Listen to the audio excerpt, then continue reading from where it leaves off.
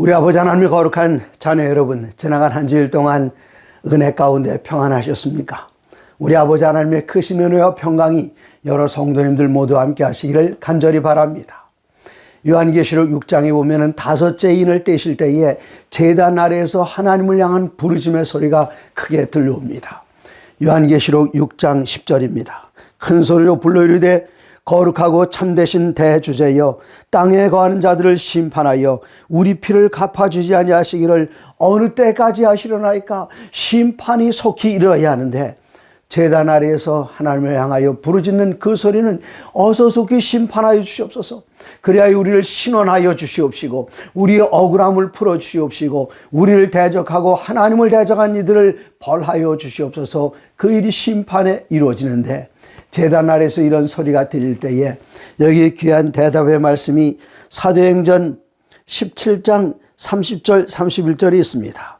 알지 못하던 시대에는 하나님이 간과하셨으나 그냥 지나쳐 보셨지만 이제는 어디든지 사람에게 명하여 회개하라 하셨으니 31절입니다. 이는 정하신 사람으로 하여금 천하를 공의로 심판할 날을 작정하시고, 하나님께서는 그 날을 작정하셨습니다. 그냥 무작정 기다리시는 것이 아닙니다. 이것은 조건적인 예언이 아닙니다. 조건적인 예언은 우리가 너에게 멸망이 있으리라, 니네 사람들에게 그들이 회개할 때 하나님께서는 그 멸망을 돌이키셨습니다. 그러나 이 심판에 관한 날을 작정하신 것은 하나님께서 이미 다 작정해 놓으셨습니다. 하나님께 무한정 연장하지 않으십니다. 때가 참에 이 땅에 예수님께서 정확하게 오셨던 것처럼 때가 차면 하나님께서 정하신 심판의 날, 그 심판은 시작될 것입니다. 과연 그 심판의 날짜는 언제일까요?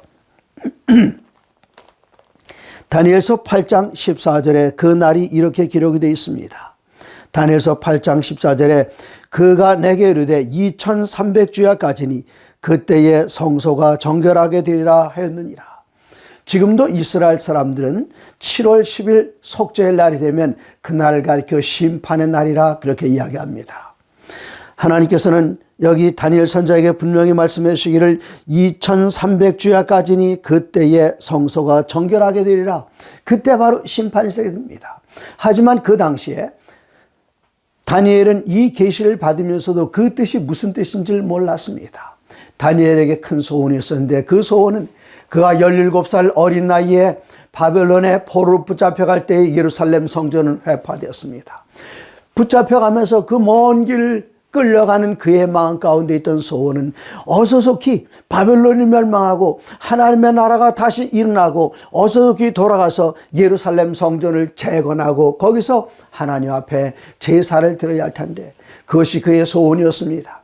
그런데 다니엘서 8장 14절에서 하나님께서 성소를 정결하게 하신다. 그 앞에 절 질문부터 한번 읽어볼까요?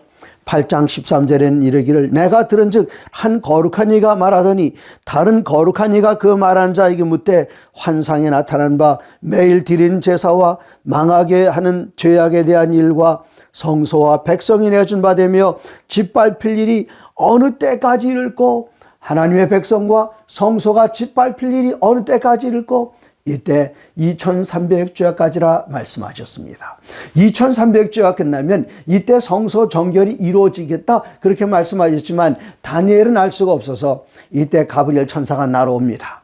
가브리엘 천사를 통해서 하나님께서는 8장 17절에서 대답하여 주시기를 이 환상은 정한 때 끝에 관한 것이라, 지금이 아니라 정한 때 끝에 관한 것이라, 심판의 때를 정해 놓으셨습니다. 그 끝에 관한 것이라 아직까지 잘 이해를 못합니다. 그래서 19절 한 번 더 이야기하십니다.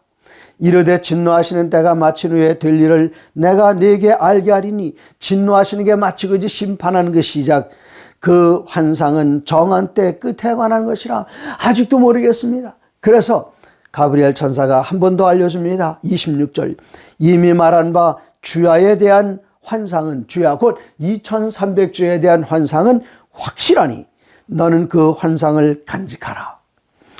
이는 여러 날 후의 일임이라 아직도 모르겠어요.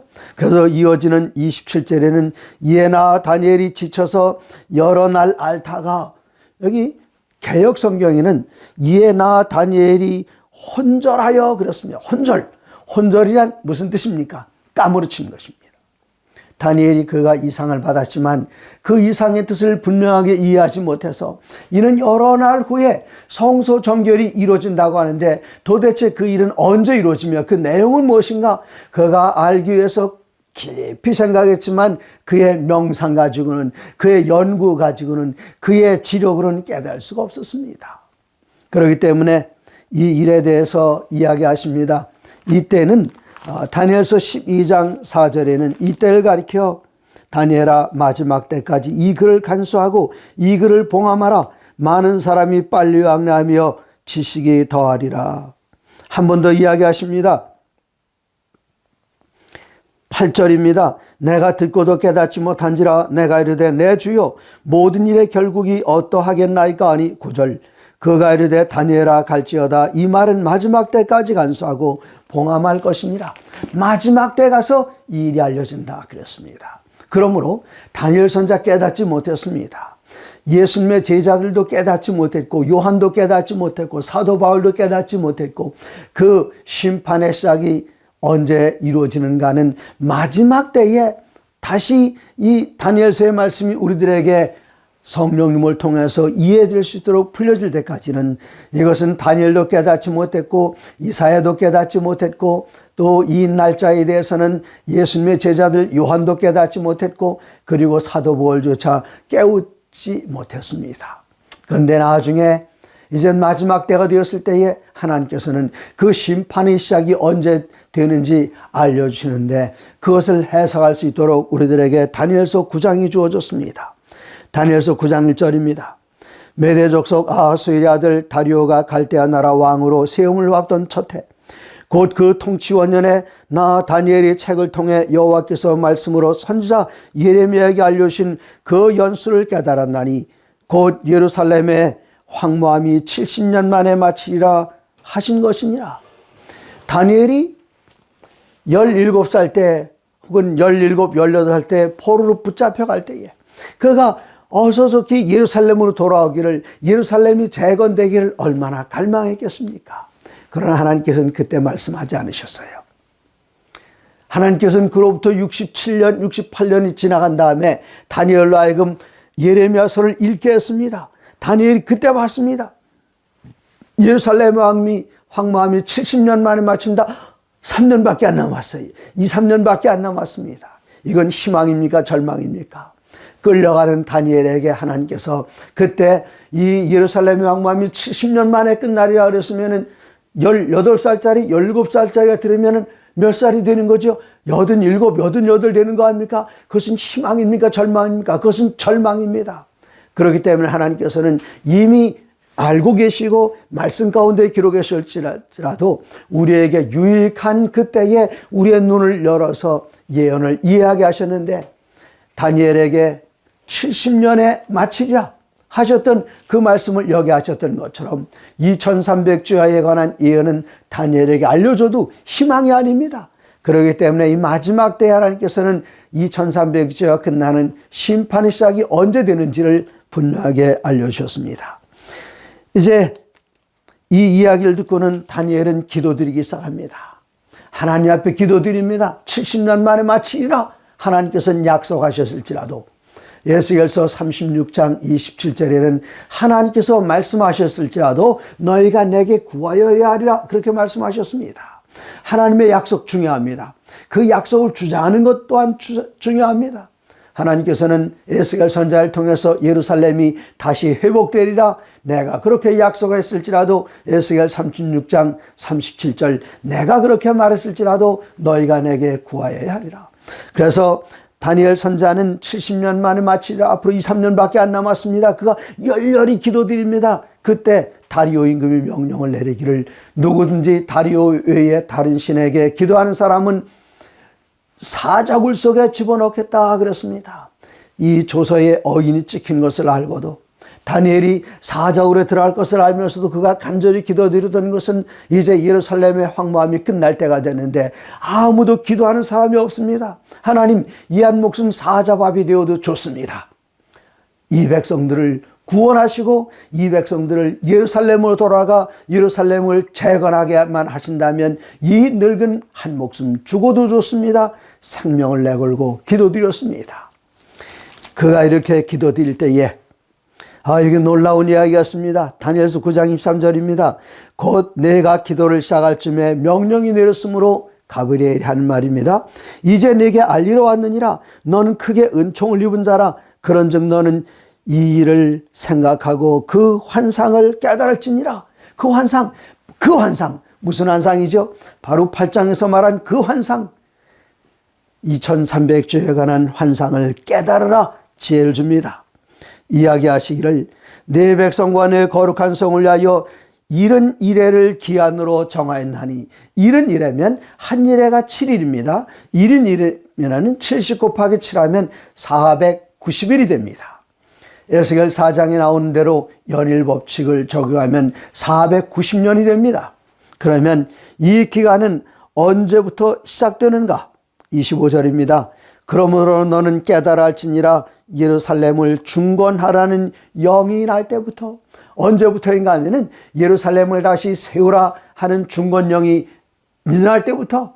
역사적으로 보면 3번 그 일이 있었는데 거기 그 마지막 중건령 기원전 457년입니다. 이때로부터 어느 기간이 지나야 되는데 62일의 후에, 그 앞에 25절 계속 읽겠습니다.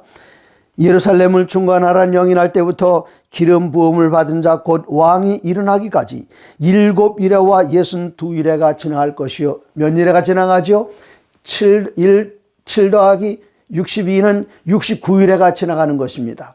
79일회 490년 중에서 69일회가 지나가면 483년이 지나갑니다.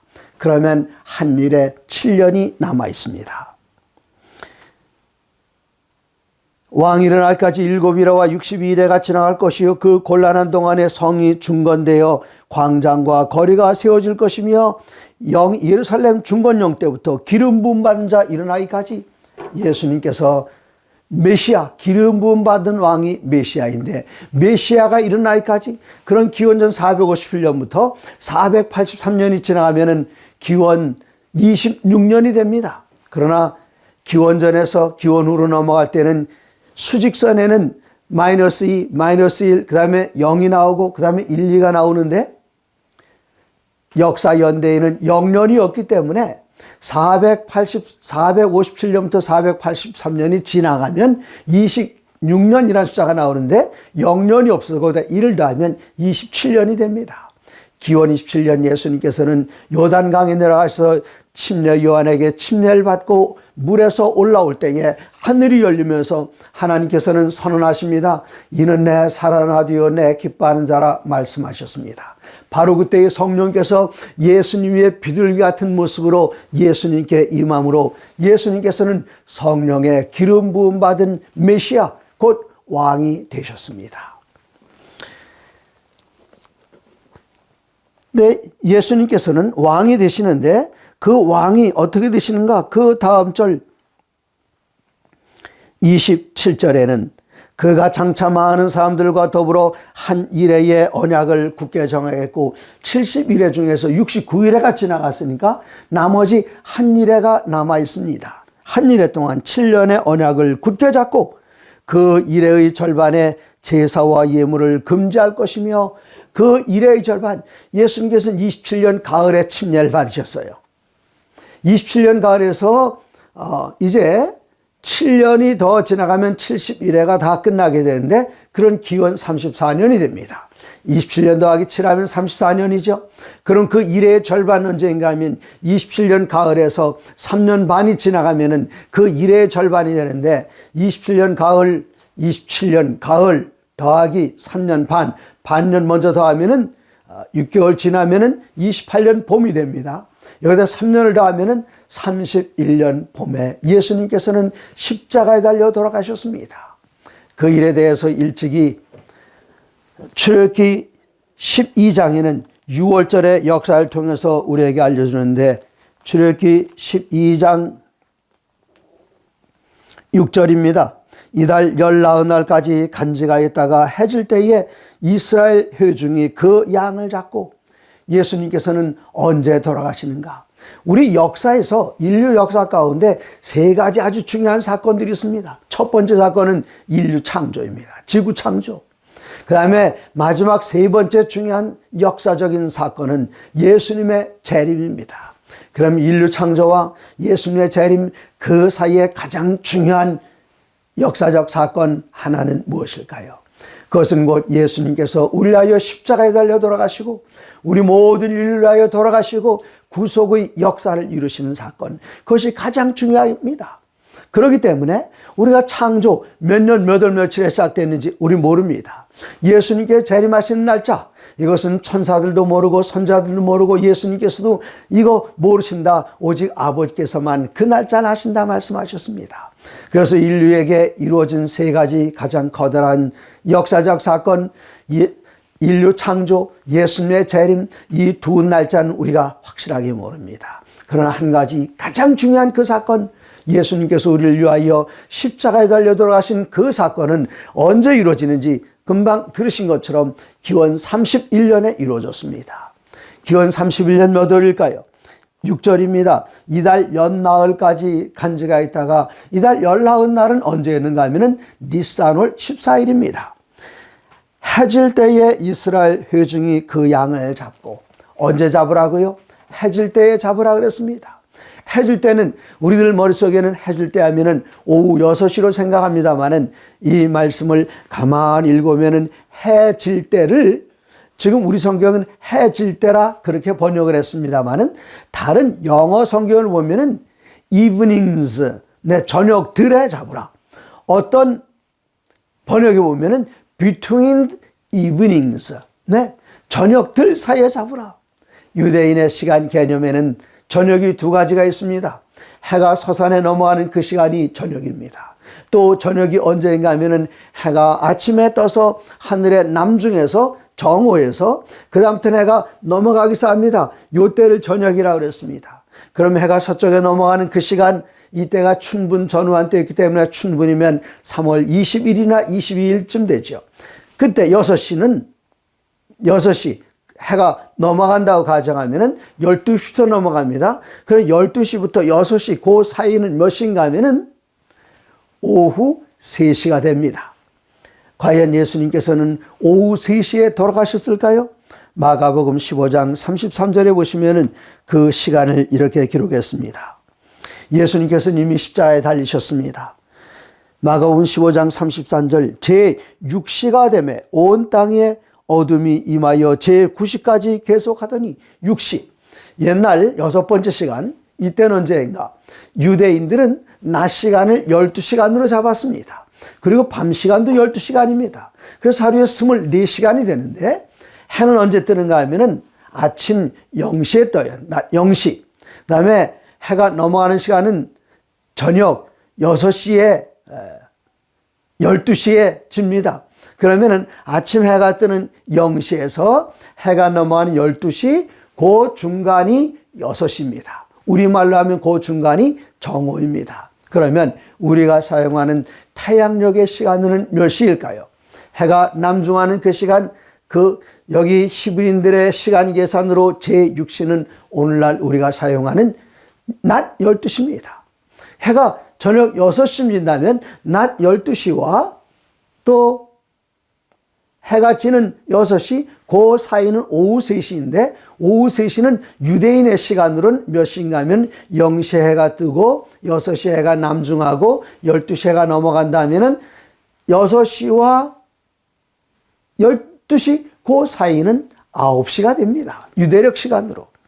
그러므로 제6시가 되면 온 땅에 어둠이 임하여 제9시까지 계속하더니 마가복음 15장 34절 제9시에 예수께서 크게 소리질러 지르시되 엘리 엘리 라마 사박다니 하시니 이를 번역하면 나의 하나님 어찌하여 나를 버리셨나이까 하는 뜻이라. 예수님께서 숨지신 그 시간이 바로 기원 31년 1월 14일 오후 3시. 이 구속의 역사에서 가장 중요한 시간은 연 31년 월 1월 1, 14일, 시, 오후 3시 어쩌면 이렇게 정확하게 시간까지 예언해 놨습니까? 그것은 우리들에게 가장 중요한 사건이기 때문에 예수님의 돌아가시는 연월일시는 성경에 분명하게 예언되어 있습니다. 그런데 이렇게 분명하게 예언된 그 사실이 어디에 기록이 되어 있는가 하면 2300주야 예언 가운데 기록이 되어 있습니다. 그러므로 그 2300주야 예언 한가운데 예수님의 돌아가시는 구속의 시간 연월일시 31년 1월 14일 오후 3시 이렇게 정확하게 기록되었다면 2300주야가 마치는 그때가 얼마나 정확한 연대인가를 우리들에게 웅변적으로 말해주고 있습니다. 이제 457년에 시작해서 71회가 지나가면은 34년입니다. 이 34년 71회가 지나갔으니 그 34년에다가 남은 시간 1810년을 더하게 되면 1844년이 됩니다. 그러므로 예수님께서 지성소에 들어가셔서 성소를 정결케 하시는 하늘 지성소를 정결케 하시는 그 사건이 일어난 그 연도는 1844년 분명하게 떨어집니다. 그러므로 로마서 9장에는 로마서 5장입니다. 로마서 5장 6절에 우리가 아직 연약할 때에 기약대로 그리스도께서 경건하지 아니하는 자를 위하여 죽으셨도다. 예수님께서 언제 죽으셨다고요? 어떻게 죽으셨다고요? 우리가 아직 비록 연약하지만 기약대로 그리스도께서 경건하지 않은 자를 위하여 죽으셨도다. 이미 성경 가운데 역사한 대로 하나님께서 천하를 공의로 심판할 그날을 작정해 놓으셨는데 정해 놓으신 바로 그때에 정확하게 예수님께서는 돌아가셨고 또 돌아가신 그 연대가 2300주야 한가운데 나오는데 2300주야가 끝나는 그때부터 하늘 성소가 정결하게 된다 그랬으니 이 하늘 성소가 정결케 되는 사건 곧 심판의 사건이 얼마나 정확하게 성취되는가를 우리들은 알 수 있습니다. 레위기 23장에 보시면 레위기 23장입니다. 23장 26절입니다. 여호와께서 모세에게 말씀하여 이르시되 일곱째 달 열흘 날은 속죄일이니 너희는 성회를 열고 스스로 교롭게 하며 여호와께 화제를 드리고 먼저 말씀드린 것처럼 이스라엘 사람들은 그리고 전 세계에 흩어져있는 유대인들은 7월 10일 유대력으로 7월 10일 이 날을 가리켜 심판의 날이라 그렇게 이야기합니다. 이날 어떤 일이 일어나는가? 28절 이날에는 어떤 일도 하지 말 것은 너희를 위하여 너희 하나님 여호와 앞에 속죄할 속죄일이 됨이니라. 이날에 스스로 교롭게 하지 아니한 자는 그 백성 중에서 끊어질 것이라. 이날에 누구든지 어떤 일이라도 하는 자는 내가 그의 백성 중에서 멸절하리니 너희는 아무 일도 하지 말라. 이는 너희가 거주하는 각처에서 지킬 영원한 규례니라. 구약 성경에서 예언됐던 그 속죄일은 지금 모형이 실제로 나타나서 하늘에서 1844년 10월 22일부터 그 사건이 진행되고 있습니다.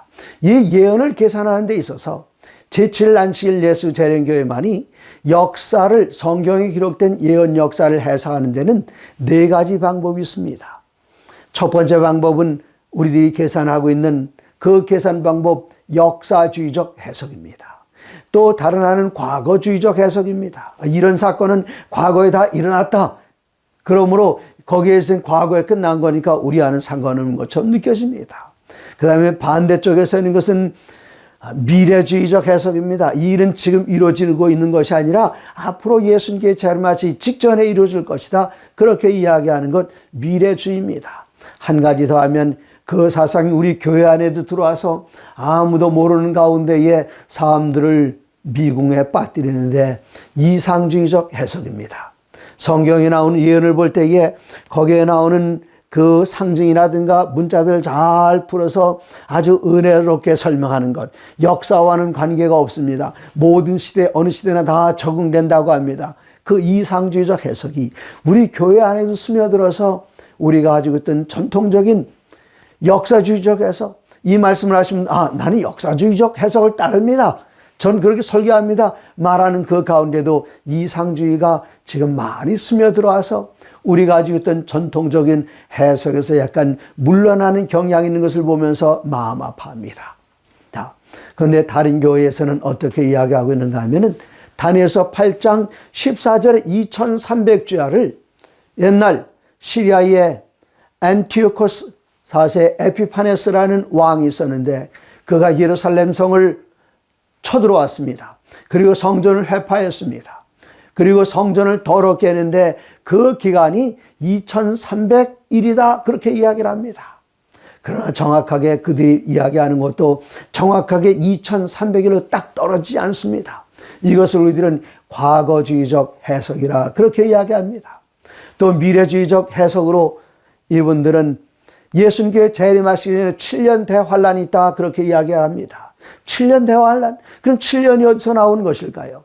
다니엘서 9장 27절에 남은 한 일해의 절반, 남은 일해의 한 절반, 그것을 이야기하면서 그 7일을 7년으로 해석합니다. 2300일을 해석할 때는 그냥 2300 문자적인 날짜로 계산하고 연일법칙에 적용 안 하다가 과거주의자들이, 미래주의 해석자들은 앞으로 이 7년 대환란이 있을 것인데, 7년 대환란 어디서 나오는 말이죠? 다니엘서 9장 27절이요. 거기 일주일 한 일이라고 하는데 왜 7년입니까? 그건 하루가 1년으로 계산됩니다. 아니 2300날을 계산할 때 연일법칙을 사용하지 않던 이들이, 미래주의자들은 그것을 연일법칙에다가 적용을 해서 7일은 7년이라 그렇게 이야기합니다. 그러면 그 가운데 나오는 전 3년 반, 후 3년 반, 이때에 커다란 환란이 있을 것이고 그 가운데 휴거가 있을 것이고 그 다음에 예수님께 재림하신다 그렇게 이야기합니다. 그러나 이것은 우리가 예언 해석을 할 때에 처음부터 끝까지 통일된 원칙이 있어야 됩니다. 연일법칙을 적용한다면 7년에 7일 한 일에도 적용해야 되고 2300일에도 적용을 해야 되는데 그들은 2300일에는 그냥 문자적인 하루로 계산하다가 연일법칙을 그 7년 대환란이라고 할 때는 연일법칙을 적용하고요. 여러분, 이러한 주장들을 들을 때에 저희들은 우리가 가지고 있는 역사주의적 예언 해석이 얼마나 정확한가를 알게 되는데, 그 가운데서도 오늘 공부하신 하늘에서 시작되는 그 심판, 예수님 재림하시는 있을 그 심판, 그리고 다른 언어로 우리들은 조사심판이라고 합니다. 이 조사심판, 하나님의 백성들이 하나님께 외칩니다. 하나님, 우리를 심판하여 우리를 신원하여 주지 아니하시기를 어느 때까지 하시려나이까? 이 거룩한 조사심판에 우리들은 부르심을 받았습니다. 담대하게 주님 앞에 나갈 수 있는 것은 우리 주님을 우리가 개인의 구주로 영접했고 변호사로 영접했고 우리의 판사로 영접했기 때문입니다. 그 일이 언제 시작되는가? 2300주가 끝나는 1844년 1월 14일 이후로 하늘에서 우리를 옹호하는 심판이 시작되었습니다. 그 심판정엔 누가 계시는가? 그 심판은 궐석재판입니다. 우리가 그 심판정에 나가서 서서 권정에 여기 와 있습니다. 생년월일 되시오. 그럼 몇 년 몇 월 며칠 이렇게 되는 그런 것이 아니라 하늘나라에는 우리를 위한 대리인이 와 계십니다. 누구일까요? 우리 주님께서는 말씀하시기를 너희가 나를 시인하면 내가 하나님 앞에서 천사들 앞에서 내가 너희를 시인하겠다 말씀하셨습니다. 여기 권정행이라는 이름이 불려질 때에 제가 여기 있습니다라고 대답하는 것이 아니라 권정행 부르면 대리인 여기 있습니다. 누구십니까? 예수님이십니다. 예수님께서 저를 대신하여 하늘 법정에서 울려하여 변호하실 뿐만 아니라 마침내 재판장으로서 결론을 내리시고 판결하시는 그 사건이 1844년 이후로 시작이 됐습니다. 그럼 우리가 지난 시간에 잠깐 봤습니다마는 다니엘서 7장 24절 작은 뿔이 일어납니다. 7장 25절 그가 지극히 높은 자를 말로 대적합니다. 그가 지극히 높은 자의 성도들을 괴롭게 합니다. 그가 하나님의 때와 법을 변경시키면서 제7난 시기를 일요일로 변경시켜 놨습니다. 그리고 성도는 그의 손에 붙인 바 되어 한 때와 두 때와 반 때를 지내리라 말씀하셨습니다. 그러나 여러분 걱정하지 마십시오. 다니엘서 7장 25절에는 작은 뿔이 하나님을 대적하고 지극히 높은 자를 대적하고 지극히 높은 자의 성도를 괴롭히고 하나님의 율법을 변경시키고 하나님의 백성을 1260년 동안 그렇게 고생시키면서 괴롭힌다 할지라도 그 바로 다음 절 7장 25절 다음 절은 7장 26절인데 7장 26절은 그러나 그렇게 시작이 됩니다. 그러나 심판이 시작된 즉 그 심판은 1844년 이후로 이미 시작됐습니다. 그가 하늘에서 심판이 시작될 때에 그러나 심판이 시작된 즉 그 작은 뿔의 세력은 그 권세를 끝까지 영원히 빼앗기고 지극히 높은 자의 성민에게 하나님의 나라가 돌아가게 되고 그들에게 영광과 권세가 주어질 것을 다니엘서 7장 25절은 우리들에게 분명하게 약속하고 있습니다. 사랑하는 성도 여러분, 1844년 이미 심판이 시작되었습니다. 이 심판이 언제 끝날지 알지 모릅니다.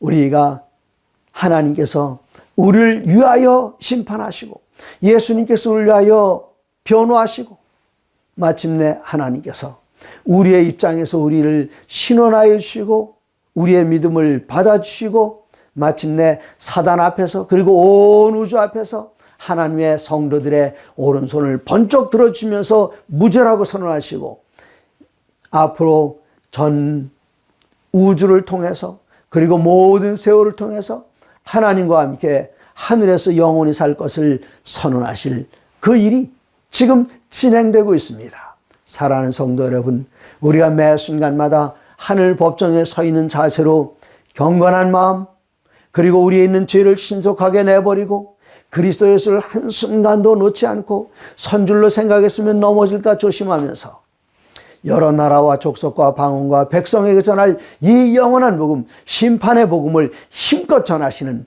우리 모든 성도님들 되시기를 간절히 소원합니다.